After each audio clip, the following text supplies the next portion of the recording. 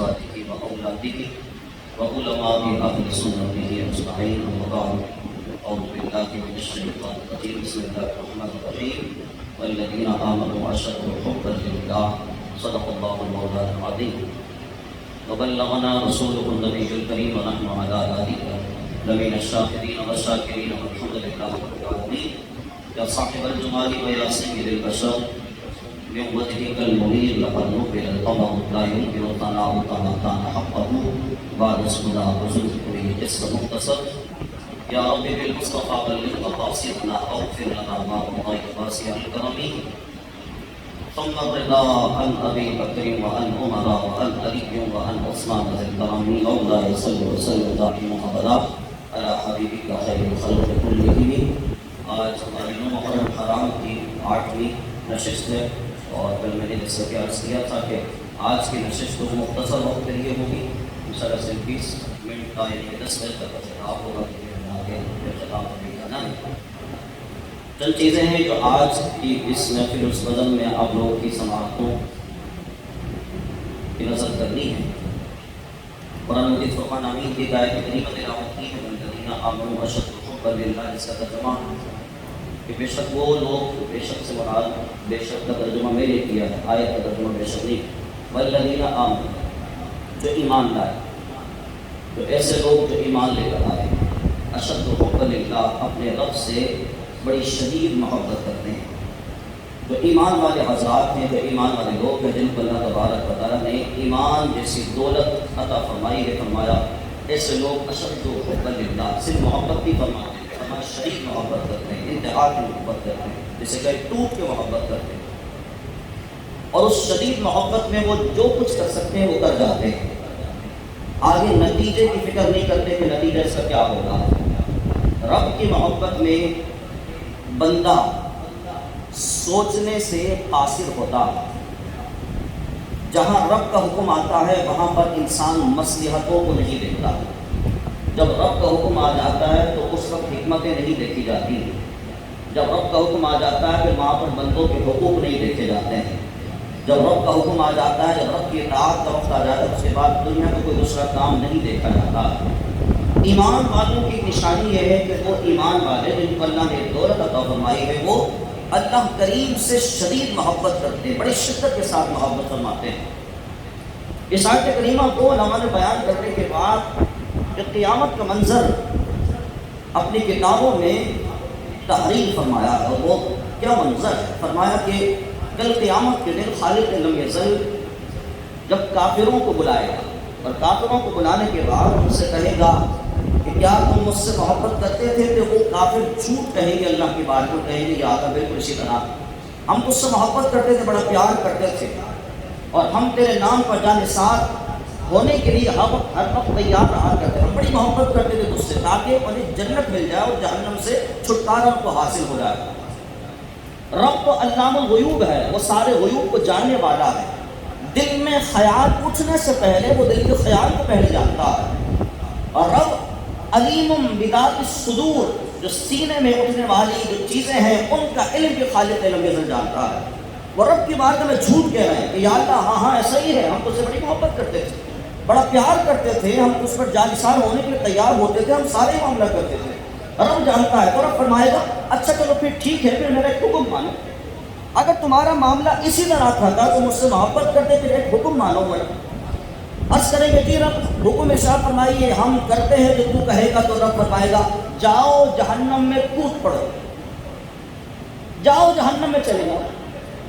اب وہ کافر جو بچنے کے لیے رب کی بارگاہ میں علام الغیوب کی بارگاہ میں جھوٹ کہہ رہے تھے، اب وہ جب رب کا یہ حکم سماعت کریں گے کہ رب ان سے فرمائے گا جاؤ تم جہنم میں کود پڑو، تو کہیں گے یا اللہ ہم جہنم میں کیوں جائیں کہ ہم دنیا میں تجھ سے بڑی محبت کرتے تھے، بڑی شدت تھی ہم محبت میں، تو ہم کیوں جہنم میں چلے جائیں؟ پھر رب فرمائے گا اچھا سنو، پھر آؤ میں تمہیں کچھ بندے دکھاتا ہوں.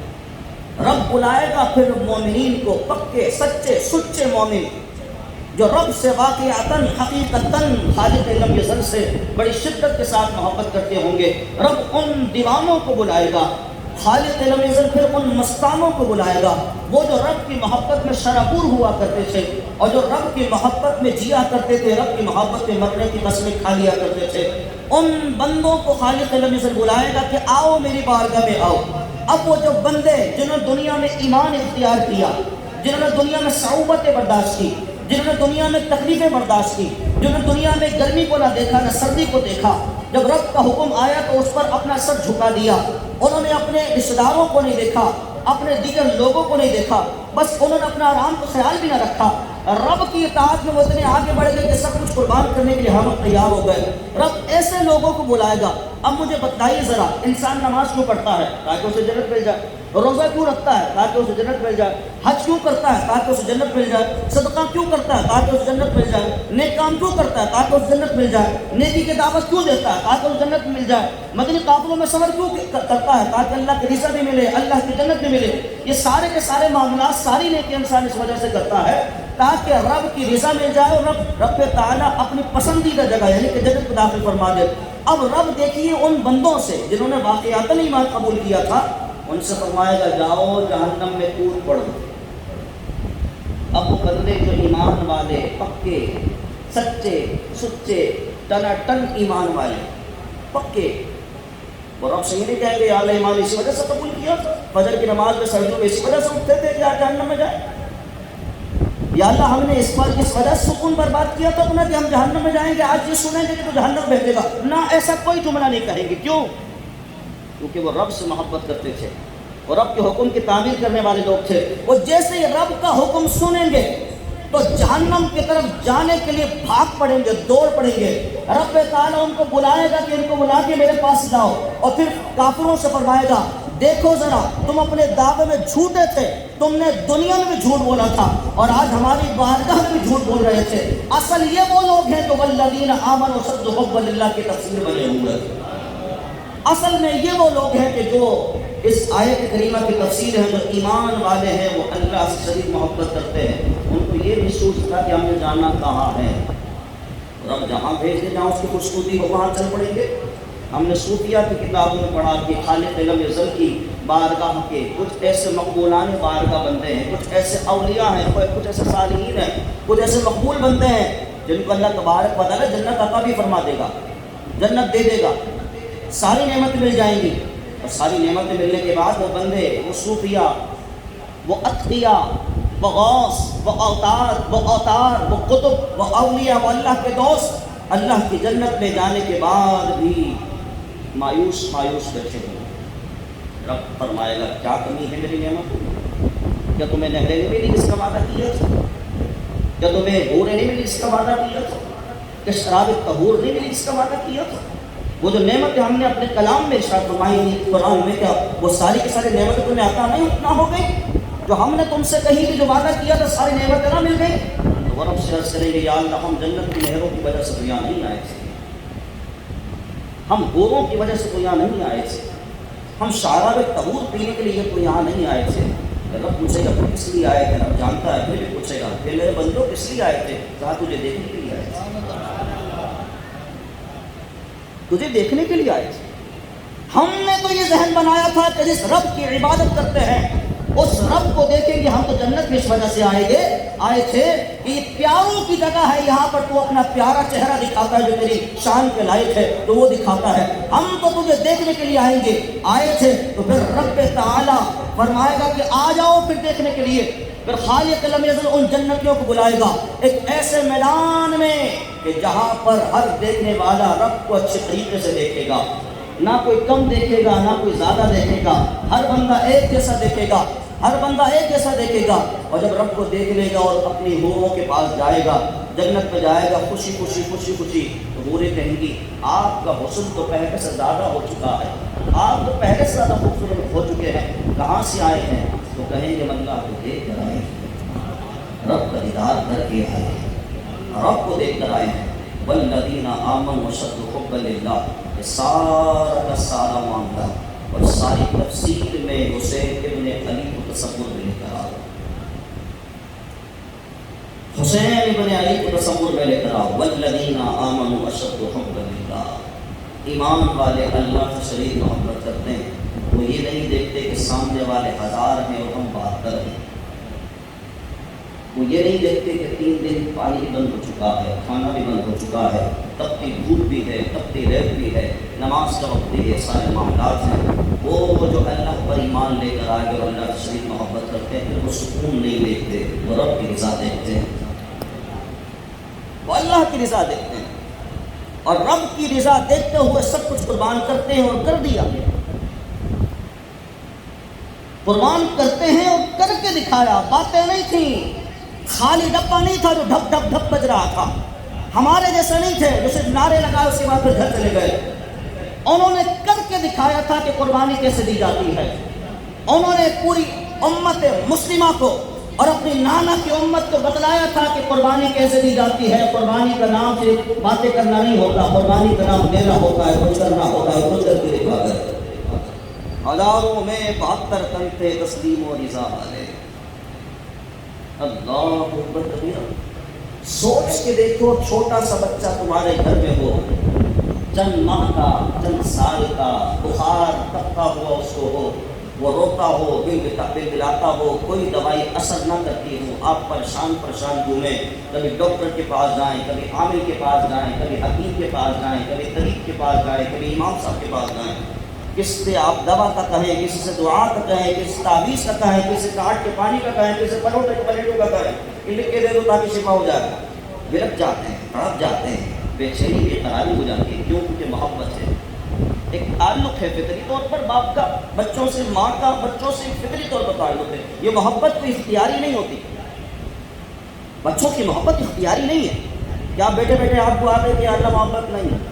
بچوں کی محبت غیر اختیاری ہے، یہ کہیں سے آتی نہیں ہے، کوئی ذہن نہیں بناتا انسان کا، یہ غیر اختیاری ہوتی، فطری ہوتی ہے، رب تعالیٰ کی طرف سے ملتی ہے انسان کو، غیر اختیاری ہے، سارا کا سارا معاملہ ہوتا ہے۔ جس طرح بچوں کی محبت غیر اختیاری ہوتی ہے، اختیار نہیں کی جاتی، اسی طرح بڑا آپ کو پتے کا جملہ دینے والا ہوں، بچوں کی محبت غیر اختیاری ہوتی ہے، اختیاری نہیں ہوتی، کوئی ذہن نہیں بناتا، اللہ کی طرف سے آتی ہے۔ انسان جیسے باپ بنا، بچوں کی محبت اس کے دل میں خود بخود آ جاتی ہے، ودیعت ہو جاتی ہے رب کی طرف سے، غیر اختیاری ہو۔ اس طرح بچوں کی محبت غیر اختیاری ہوتی ہے، اسی طرح حسین کا غم بھی غیر اختیاری ہوتا ہے، اختیاری نہیں ہوتا کہ 9 محرم کو لگے گا غم، 10 محرم کو چلا جائے گا، 10 محرم کو لگے گا تو 11 کو چلا جائے گا، ابھی تک محرم نہیں تھا تو اس کے بعد خوشی خوشی گھوم رہے تھے، جیسے محرم آیا تو غم لگ گیا، یہ تو اختیار کرنا ہوا، یہی تو شریعت مطہرہ میں ناجائز ہے، اصلاح کے غم اپنانا۔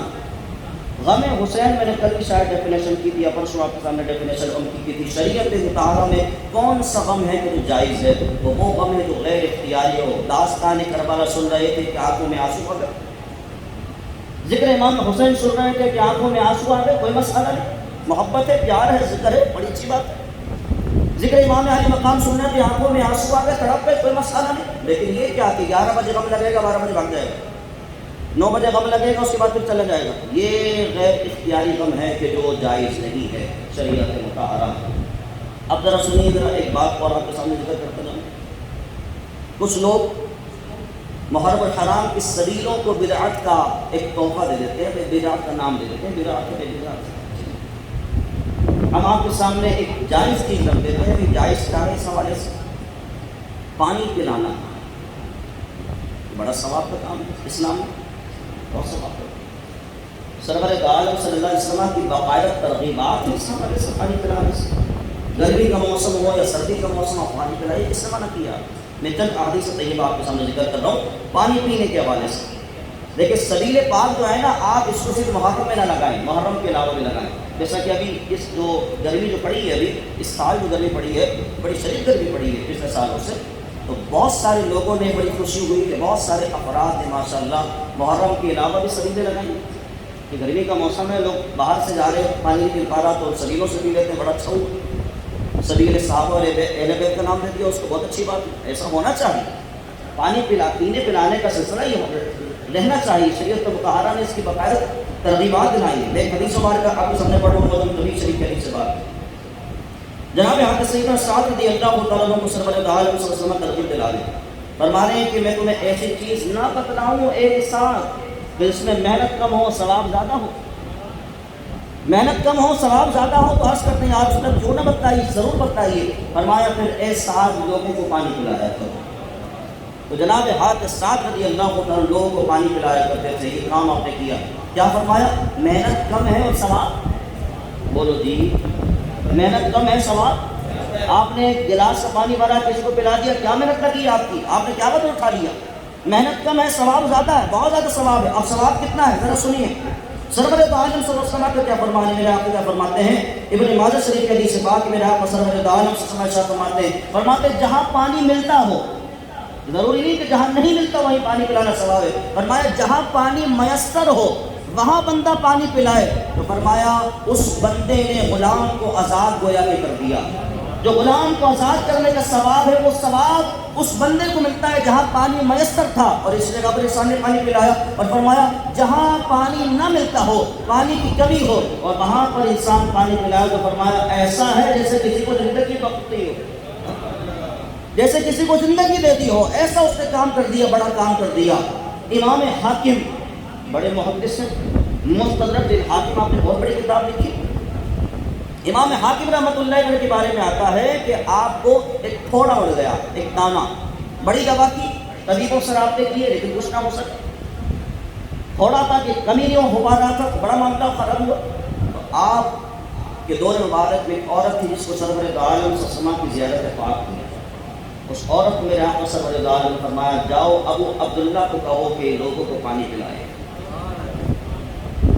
پانی پلانے سے ثواب کا کام نہیں ہے، اس سے بہت ساری چیزیں بھی ٹل جاتی ہیں، دنیا کی مصیبتیں بھی ٹلتی ہیں۔ کہا جاؤ ابو عبداللہ کو کہو پانی پلائے۔ جب جناب امام حاکم نے شکوری علیہ السلام کو پتہ لگا تو آپ نے اپنے گھر کے باہر سبیلی لگا کے اٹھا، ابھی ایک ہفتہ نہیں گزرا تھا، وہ پھوڑا، وہ پھنسی، وہ دانا جو لوگوں کی، جو طبیبوں کی دوائیوں سے نہیں جا رہا تھا، وہ ایک ہفتے کی سبیل سے چلا گیا، ایک ہفتے کی سبیل سے وہ چلا گیا۔ تو پانی نے ایسا کون سا کام کیا تھا، کون سی دوائی پانی کے اندر موجود تھی جس سے پھوڑا پھنسی چلی گئی؟ ہر مرض کا علاج دوائی نہیں ہوتا، کچھ امراض کے علاج کسی کو پلانا اور کھلانا بھی ہوتا ہے۔ ایسا تو نہیں ہے کہ آپ زخم پر مرہم لگائیں کہ تبھی زخم ٹھیک ہوگا، کبھی کبھی ایسا بھی ہو جاتا ہے کہ آپ مرہم کسی اور کے زخم پہ رکھ دیں اور زخم آپ پہ ٹھیک ہو جائے۔ کبھی کبھی ایسا بھی ہو جاتا ہے کہ آپ کسی اور کی مصیبت دور کریں اور اللہ آپ کی مصیبت کو دور فرما دے۔ بندوں کا بندوں سے جو تعلق ہے یہ بڑا مضبوط اللہ نے رکھا ہے، بندوں کا بندوں سے بڑا تعلق رہتا ہے۔ اسی وجہ سے وہ لوگ کہ جو اس طرف توجہ نہیں کرتے نا، انہیں صرف فرمائے گا میں بھوکا تھا تم نے مجھے کھانا کیوں نہیں کھلایا، میں پیاسا تھا تم نے پانی مجھے کیوں نہیں پلایا، میں بیمار تھا تم نے میری عیادت کیوں نہیں کی۔ تو بندہ عرض کرے گا یا اللہ تو بیمار تھا، ہم تیری عیادت کیسے کرتے، تو شان کے لائق ہی نہیں کہ تو بیمار ہو، تو پیاسا تھا یہ کیسا، تو یہ تو شان کے لائق نہیں کہ تو پیاسا ہو، تو بھوکا یہ کیسے ہو سکتا ہے، تیری شان کے لائق نہیں۔ تو رب فرمائے گا مطلب اس کا یہ ہے میرے بندے بھوکے نے تم نے کھانا کیوں نہیں کھلایا، میرے بندے پیاسے تم نے پانی کیوں نہیں پلایا، میرے بندے بیمار ہوئے تم نے عیادت کیوں نہیں کی۔ بڑا ثواب ہے ان چیزوں میں، بڑا ثواب ہے۔ دیکھو ابھی انسان کوئی پانی نہیں پلا رہا ہو، پانی نہیں دے رہا ہو، یہ پانی کی جو کمپنیاں ہوتی ہیں اگر وہ پانی نہیں دے رہی ہو تو ہم کہتے ہیں کیا یہ یزیدیوں والا کام کیا ہے، کیا یزیدیوں والا کام کیا۔ پانی نہ پلانا یزیدی والا کام ہے اور پانی پلانا بڑا اوکھا اور اچھا کام ہے، جنتیوں والا کام ہے، اسے کرنا چاہیے۔ اب آگے کرتے ہیں حدیث پاک میں آپ کے سامنے اور ذکر دو دفعہ پڑھی، اللہم صلی علی محمد وعلی آل محمد وبارک وسلم صلاۃ وسلام علیک یا سیدی یا رسول اللہ وسلم علیک یا حبیب اللہ۔ میرے آپ صلی اللہ علیہ وسلم فرمایا صلی اللہ علیہ وسلم فرمایا جب تیرے گناہ زیادہ ہو جائیں پانی پلا، ترغیب سرور دو عالم کی طرف سے فرمایا جب تیرے گناہ زیادہ ہو جائیں پانی پلا۔ کیوں؟ فرمایا جب تو پانی پلائے گا تیرے گناہ ایسے جھڑیں گے جیسے خزاں کے موسم میں درخت کے پتے جھڑتے ہیں، ایسے تیرے گناہ جھڑیں گے۔ اور پھر آگے کیا فرمایا، بخاری شریف کا حدیث پاک ہے، ایک بدکار عورت کے جس نے ایک کتے پیاسے کتے کو پانی پلایا تھا، جب وہ مر گئی کسی نے خواب دیکھا وہ جنت میں ٹہل رہی ہے، پوچھا بھائی ایسا کیسے ہو گیا تو بدکار تھی؟ فرمایا کہ اللہ تبارک و تعالیٰ نے مجھے کتے کو پانی پلانے کی وجہ سے بخش دیا۔ جانوروں کو پانی نہیں پلانا چاہیے۔ آج گرمی میں بڑی موسم اسی طرح کا چل رہا ہے، کوشش کریں کہ کچھ نہ کچھ کٹورا کچھ نہ کچھ طرح کا سلسلہ کو پانی رکھ دیں تاکہ جو پیاسے پرندے ہیں وہ آتے ہیں وہ پانی پی لیں گے. آپ کو نہیں پتہ وہ کب پانی پئیں گے, آپ نہیں دیکھ رہے وہ کب پانی پئیں گے, لیکن وہ تب پانی پئیں گے, تب آپ کا درجہ بھی بڑھے گا, آپ کو گناہ معاف ہوگا, نہیں ہوگا. کتنا آسان کام ہے, کوئی مسئلہ نہیں, کوئی اس کے اندر کوئی مشقت نہیں ہے. تو اس وجہ سے سارے کے سارے اچھے جو کام ہیں نا ان کو کرنے کی کوشش کیا کرو. بڑے آسان کام ہے لیکن شریعت مطہرہ سے ثواب بہت زیادہ ہے. اللہ تبارک و تعالی دعا کرتے ہیں خالق عالم ہم سب کو عمل کی توفیق عطا فرمائے. اس بیان میں جو غلطی اللہ تبارک و تعالی نے معاف فرمائے.